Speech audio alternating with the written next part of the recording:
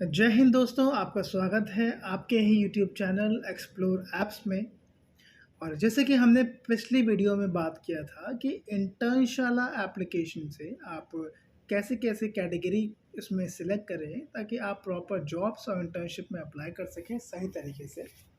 और आज हम बात करेंगे कि क्या चीज़ें करें और क्या चीज़ें ना करें, जो कि बहुत बच्चे मिस्टेक करते हैं, प्रॉपर तरीके से जॉब अप्लाई नहीं करते, कुछ कैटेगरीज और कुछ चीज़ों को मिस आउट कर देते हैं, कुछ पॉइंट्स को मिस आउट कर देते हैं। तो उसी पे ही आज हम बात करेंगे। तो बिना वक्त गवाए चलिए हम एप्लीकेशन को ओपन करते हैं। और चूंकि मैं ऑलरेडी इसमें लॉग्ड इन हूँ तो आपको और पिछली वीडियो में बताया था कि कैसे आप प्रॉपर लॉगिन कर सकते हैं। और तो सबसे पहले मैं आपको पॉइंट बताना चाहूँगा कि क्या करें। तो आप टॉप पे देख पा रहे होंगे, यहाँ पे एक रेटिंग का ऑप्शन आपको दिखा रहा है जिसमें कि 4.2 लिखा हुआ है। तो अगर आप उसमें क्लिक करेंगे तो ये कुछ ऐसा बॉक्स खुलेगा। इस बॉक्स में बेसिकली जितने जितने लेवल्स दिखा रहे हैं आपको, लेवल 1, लेवल 2, लेवल 3, आप लेवल वाइज हर एक लेवल को ओपन करके उसमें जो क्वेश्चंस पूछते हैं प्रॉपर रीड आउट करके उसका एक प्रॉपर आंसर दीजिए। अगर आप सबमिट कर देते हैं तो आपका 1 बाय 1 करके लेवल्स क्लियर होते हैं और उससे आपकी रेटिंग इंक्रीज़ होती है। तो रेटिंग इंक्रीज़ करने का रीज़न ये है कि अगर आप रेटिंग इंक्रीज़ करेंगे तो डेफिनेटली टीम और कंपनी को एक लगेगा कि हाँ, आपकी रेटिंग अच्छी है, दैट मीन्स आप एक ट्रस्टवर्दी एम्प्लॉय हैं, आप इसमें रेगुलर अपडेट रहते हैं, तो आपको रिवॉर्ड भी जल्दी आएगा। और दूसरा सबसे इम्पोर्टेंट चीज़ ध्यान रखिएगा, आप जब भी आप रिज्यूम बनाएंगे, ओके, तो चॉइस ऑफ वर्ड्स के लिए उसमें बहुत ज़्यादा स्पेसिफिक रहिएगा। लेट्स फॉर एग्जांपल ऐसा नहीं होना चाहिए कि आप कुछ भी लिख दें आप अपने रिज्यूमे में और एक एक किडिश वे में अपने वर्ड्स ना यूज़ करिएगा। थोड़ा सा प्रोफेशनल वे में आप वर्ड यूज़ करेंगे तो कंपनी का एक अलग पॉइंट ऑफ व्यू बनेगा आपके रिज्यूमे को लेकर, क्योंकि ऑब्वियसली है कि आपके तरह बहुत से एम्प्लॉयज़ हैं जो अप्लाई करते हैं। पर थोड़ा सा अगर आप एक प्रोफेशनल वे में वर्ड्स यूज़ करेंगे तो कंपनी का एक अलग इम्पैक्ट पड़ता है आपका रिज्यूमे का कंपनी पे। और जैसे मैं अगर अपने वर्ड्स जो मैंने यूज़ कर रखे हैं बेसिकली, और मोस्टली मैं बिलीव रखता हूँ और जितना मैंने देखा है अभी तक के एक्सपीरियंस में कि कंपनी बहुत ज़्यादा नंबर्स पे बात करती है। और जैसे कि मैंने इसमें लिखा हुआ है कि achieved an average of 95% plus customer satisfaction rating and resolve 93% of incoming and outbound customer request and problems. तो ये मैंने क्यों लिखा है, क्योंकि अगर इस तरीके से हम लोग इस नंबर पे बात करते हैं तो एक ये फैक्ट बेसिस में और एक ये डेटा ड्रिवन फॉर्म में लगता है, तो कंपनी पे एक अलग इम्पैक्ट पड़ता है, एक अलग इम्प्रेशन पड़ता है आपके रिज्यूमे का। और आपका रिज्यूमे डिफरेंट जो अलग एम्प्लॉयज़ है उससे थोड़ा सा एक अलग निकल के आता है। तो इस तरीके से थोड़ा सा आप यूज़ करिएगा, चूज़ी वर्ड्स रखिएगा अपने रिज्यूमे बनाते वक्त।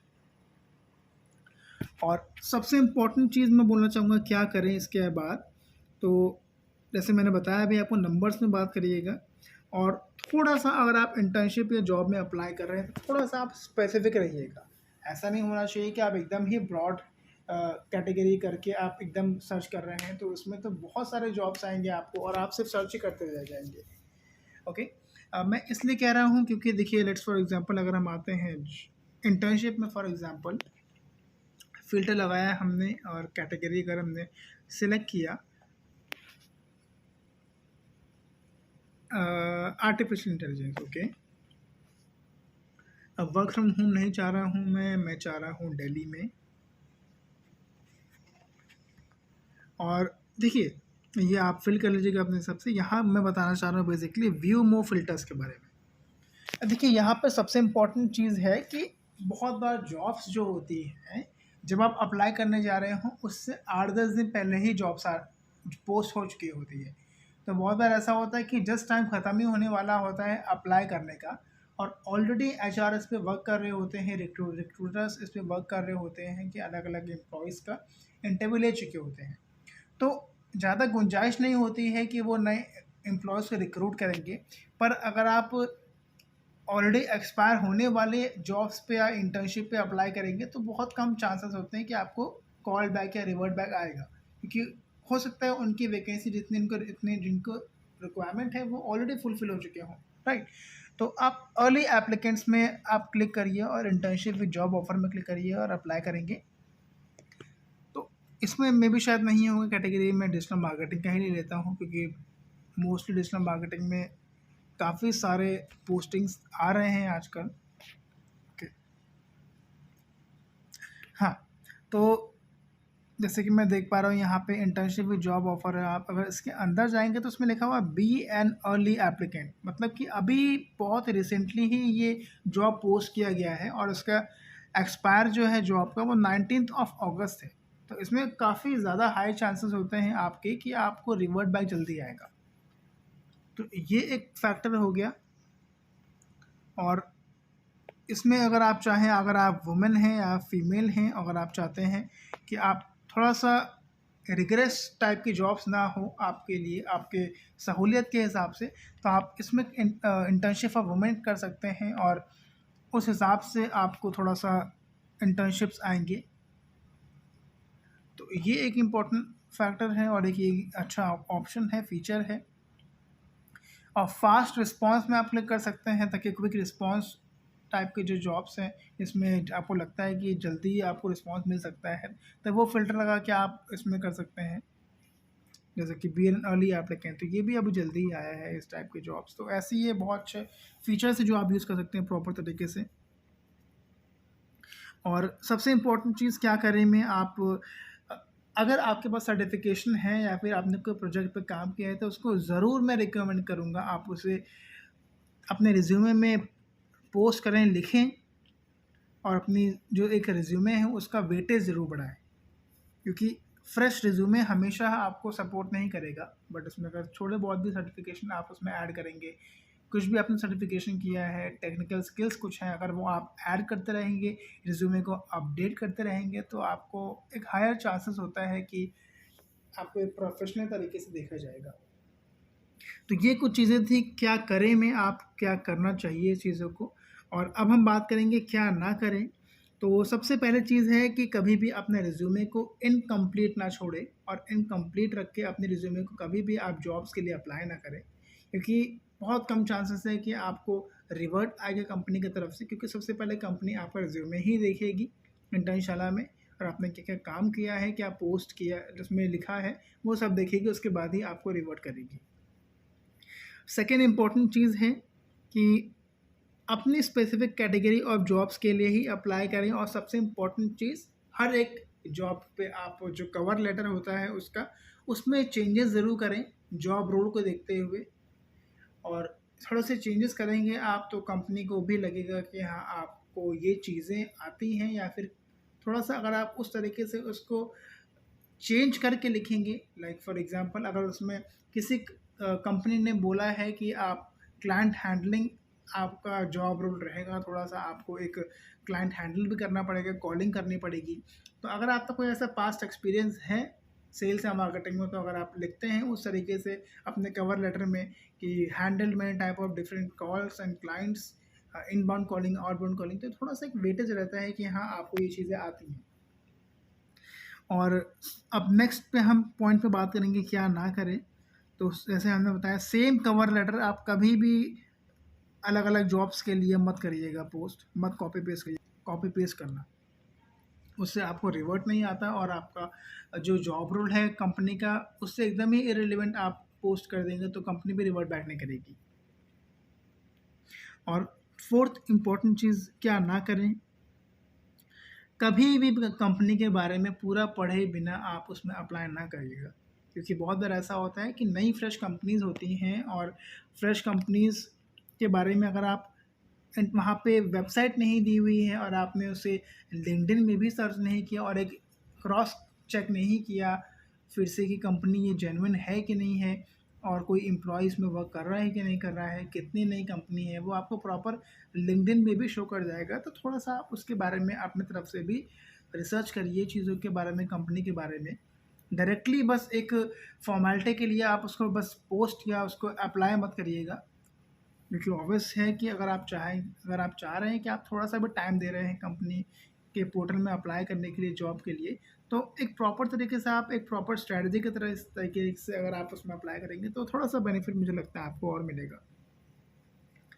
और फिफ्थ इम्पॉर्टेंट चीज़ बता देंगे क्या ना करें।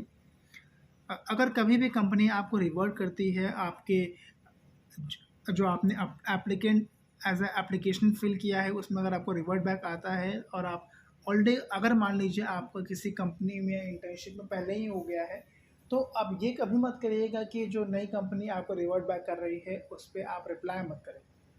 आप उनको ज़रूर रिप्लाई करें और एक प्रॉपर तरीके से मैसेज भी सेंड करें कि आप ये ऐसे बोल सकते हैं कि thank you for your opportunity but I would like to withdraw as I am already doing a certain internship या कुछ भी करके, ताकि उनको भी एक अपडेशन मिल जाए कि हाँ आपका जो है इंटर्नशिप हो गया और आप नहीं आगे देख रहे हैं। तो ये एक चीज़ ध्यान रखिएगा, ट्रस्ट बिल्ड करना बहुत ज़रूरी है। तो थोड़ा सा आप एक ट्रांसपेरेंसी रखेंगे अगर कंपनीज़ के साथ, तो थोड़ा सा कंपनीज़ की तरफ से और इंटर्नशाला भी आपको एक थोड़ा सा फ्रंट फेस देगा आपके रिज्यूमे को। और सबसे लास्ट चीज़ जैसे मैंने बताई ही थी आपको वेबसाइट के बारे में, कि हमेशा ध्यान रखिए कि कंपनी की वेबसाइट वहाँ पे मेंशन हो। जैसे कि यहाँ पे देख पा रहे हैं आप क्लिक्स बाज़ार है, तो उसकी वेबसाइट यहाँ पे मेंशन है, तो क्लिक करके एक बार आप चेक कर लीजिए कि कंपनी के बारे में क्या है और क्या जॉब रोल है कंपनी का और क्या चीज़ें सर्विसेज प्रोवाइड करती है। जैसे कि डिजिटल मार्केटिंग एजेंसी है, तो थोड़ा सा पढ़िए ज़रूर इनके बारे में। इससे एक आपको ये भी आइडिया लगेगा कि हाँ कंपनी थोड़ी सी जो है ट्रस्ट वर्दी है इस पर। और एक बार लिंक्डइन में जाके आप कंपनी का नेम टाइप करिए, जैसे कि क्लिक बाज़ार है, तो मैं एक बार आपको बता देता हूँ। क्लिक बाज़ार, ऐसे बाज़ार क्लिक है, ये देखिए बाज़ार क्लिक है, तो मे भी शायद यही कंपनी है। एक बार फिर से चेक कर लेते हैं।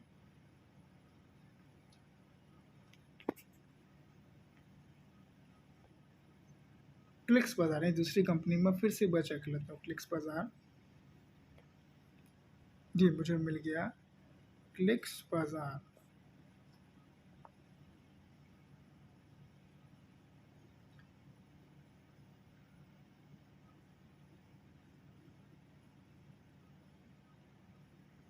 जी देखिए ये है क्लिक्स बाज़ार, मतलब कि कंपनी जेन्युइन है और यहाँ पे फॉलोअर्स दिखा रहा है 1922 फॉलोअर्स है, न्यू दिल्ली में है कंपनी। थोड़ा सा इनके बारे में आप अबाउट में जाके देख सकते हैं, कितने एम्प्लॉयज़ कंपनी साइज़ क्या है, हेडक्वार्टर कहाँ पे है, और प्राइवेट सेक्टर कंपनी है, 2010 में फाउंड की गई थी। तो ये कुछ चीज़ें हैं जो आप थोड़ा सा अगर आप ऐसे देख के अप्लाई करेंगे तो आई होप ज़्यादा बेटर तरीके से आप चीज़ों को समझ पाएंगे। तो ये कुछ चीज़ें आपसे शेयर किया था, हमने शेयर किया है कि क्या करें और क्या ना करें। और मैं उम्मीद करूँगा कि आपको चीज़ें बेहतर तरीके से समझ में आई होंगी और आपने कुछ नया सीखा होगा। और ये चीज़ें अगर आप इम्प्लीमेंट करेंगे इंटर्नशाला के एप्लीकेशन में, तो थोड़ा सा आपको भी एक प्रैक्टिकल फॉर्म में चीज़ें पता लगेंगी, क्योंकि थ्योरेटिकल फॉर्म में हर चीज़ देख के ही नहीं समझ में आएगी, आपको थोड़ा सा इम्प्लीमेंट भी करना पड़ेगा। अपने रिज्यूमे को प्रॉपर बनाइए इंटर्नशाला में और हर एक चीज़ों को प्रॉपर तरीके से उसमें अपडेट करिए, तो बेटर है। और मैं ज़रूर उम्मीद करूँगा कि आपको प्रॉपर रिवॉर्ड भी आएगा।